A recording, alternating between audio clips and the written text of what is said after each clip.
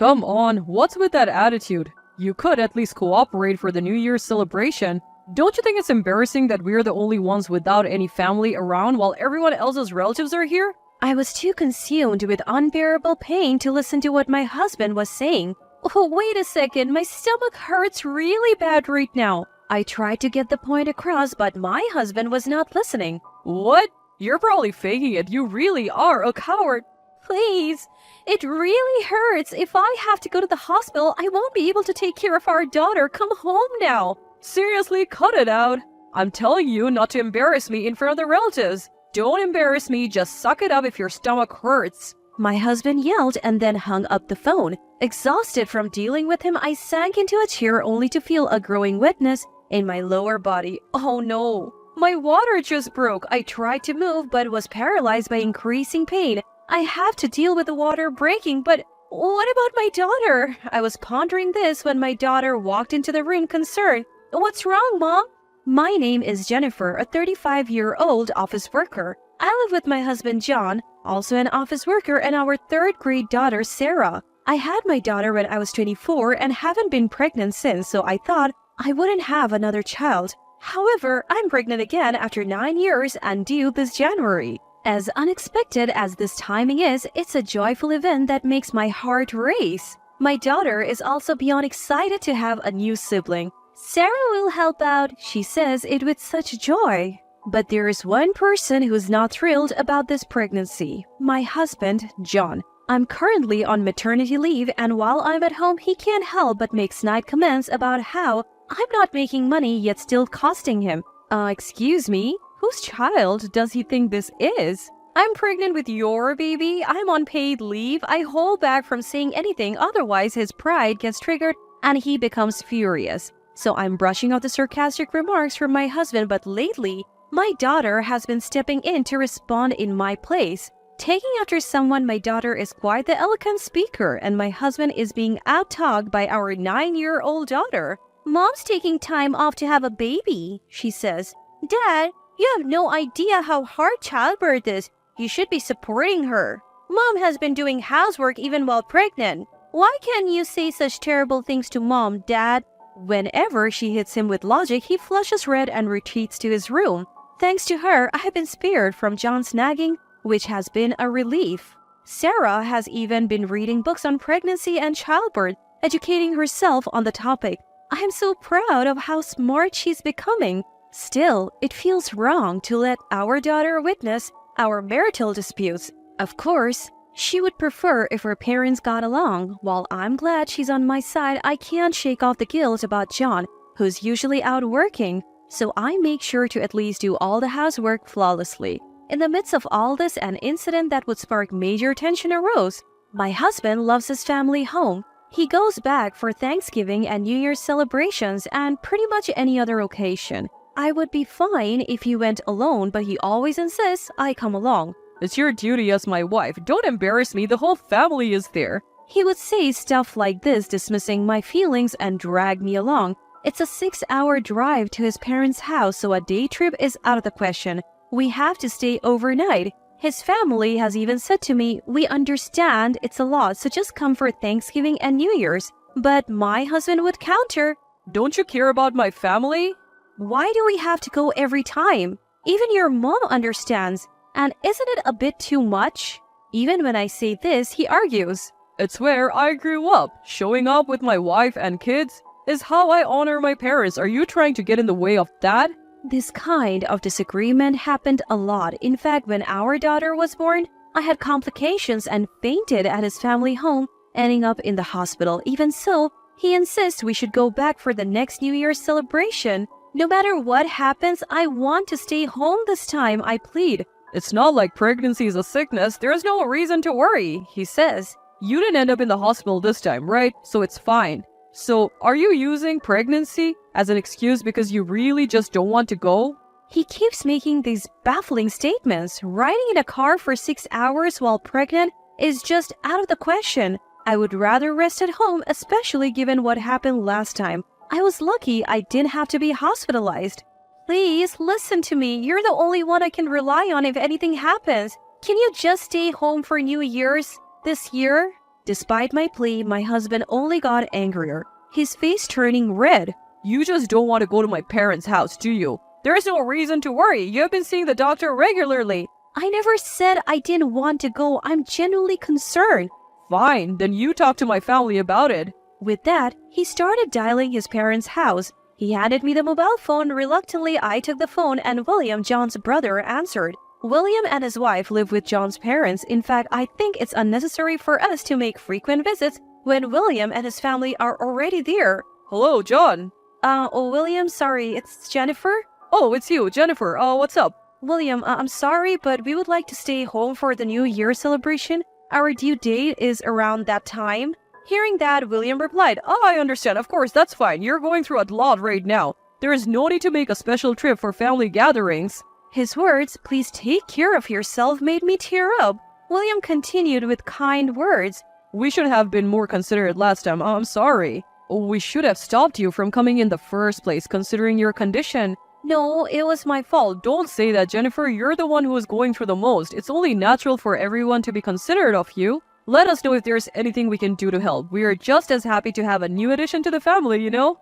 What a great brother-in-law he is. I ended up venting about my husband. My husband insists on going back to his parents' house for the New Year celebration. Even when I say I'm worried because the baby could arrive any moment, he dismisses me by saying it'll be fine since I'm not hospitalized. He even got angry with me, asking if I'm not interested in respecting his parents. Choking back tears as I explained to my brother-in-law, he asked, Can you put John on speaker? What's up, William? John, you're planning on taking Jennifer to your parents' house for the New Year celebration, right? Yeah, I am, and yet Jennifer is being stubborn and doesn't want to go. Do you even understand why Jennifer doesn't want to go to your parents' house? Huh? It's probably because she finds it awkward at my parents' place, isn't it? She's just being selfish. My husband's rude remark angered my brother-in-law. Have you forgotten what happened last time? What will you do if the same thing happens again? When Jennifer collapsed and was hospitalized, we were genuinely worried. We were relieved that nothing serious happened. Do you think it's fine this time? Are you a doctor? The symptoms Jennifer was diagnosed with last time could be life-threatening for both her and the baby. How would you take responsibility if something happened to Jennifer or the baby, and you say it's okay to go, but that's a 6-hour drive? What if Jennifer suddenly falls ill and loses consciousness on the highway? How many minutes would it take for an ambulance to get there? Are you really thinking about Jennifer and the baby's safety? Even a child knows what's more important between a family visit and the birth of your child. Finally, my husband calmed down after hearing all this from my brother-in-law. My husband's face turns pale. Seriously, he's a terrible husband if he doesn't understand the gravity of the situation until I spell it out for him. Then my brother-in-law graciously says, I'm really sorry for the trouble my brother has caused you. I apologize on his behalf. Please enjoy the New Year at home. I'll let the rest of the family know. My husband mumbles, William worries too much, with an uncomfortable look on his face. From now on, I'll consult my brother-in-law before listening to my husband. Thanks to my brother-in-law's stern words, I was able to relax at the beginning of December despite the pre-birth drama. But as the end of the month approaches, my husband starts complaining about not being able to go to his parents' house. Finally, New Year's Eve arrives. I have finished cleaning the house and preparing for the New Year's celebration. I was relaxing with my daughter when my husband says, I need to buy something. I'll be back. And drives off around 3 p.m. And then night falls with no sign of him returning. I call him, but he doesn't answer. I have no choice but to eat dinner and watch the ball drop with my daughter. What on earth is going on? I wonder this in the back of my mind as we watch the countdown concert on TV and ring in a peaceful New Year's Eve with laughter. The next day, despite the New Year arriving, he still hasn't returned in the morning. I wish he would at least get in touch. It's worrying when there is no news from him. Although there is no snow in our area, there's still a chance he could be in an accident. Feeling uneasy, my daughter and I nibble on the New Year's feast. After finishing our meal, I was relaxing when my husband called. It sounded chaotic in the background. Hey, you should come over too. Wait, what are you talking about? Where? It's my parents' house, duh. Seriously? Everyone's here having a drink, so hurry up. Turns out he was at his parents' house for New Year's Eve. Wait, you told me you were going out to get groceries. Was that a lie? I don't know, but I'll eat your share if you don't show up. He was clearly drunk. Despite my previous appeals, nothing had gotten through to him. My daughter looked on concerned. Fearing a fight, I took the call into another room. Listen, ask William or someone else to take you home. Just as I said that, a sudden pain struck me. Regardless, my husband's tone became increasingly irritated. What's with that attitude? I've been putting up with your whims this whole time. Cooperate for the New Year celebration at least. I had asked him to hold off just for the New Year celebration. It's not like he had cooperated with anything before. It's embarrassing if we're the only ones not present when all the relatives are there. He went on and on about that, but my attention was consumed by excruciating pain. Oh, wait a second. My stomach hurts really bad. The pain is getting worse. I tried to explain, but my husband was not willing to listen. Really? You're probably faking it. You're such a coward.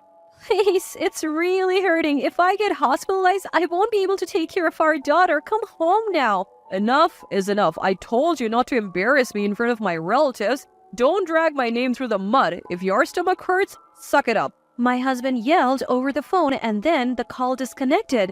Drained from the conversation with my husband, I slumped into a chair. That's when I felt it. A sudden wet sensation down below. Oh no. My water broke. I tried to get up, but the pain intensified, making it impossible to move. I have to clean up after my water breaking, but what about Sarah, our daughter? Fighting through the pain and lost in thought, Sarah walked into the room worried. Mom, where's Dad? Sorry, Sarah, can you come here first? What? Mom, what's wrong? Sarah, can you call an ambulance with this phone?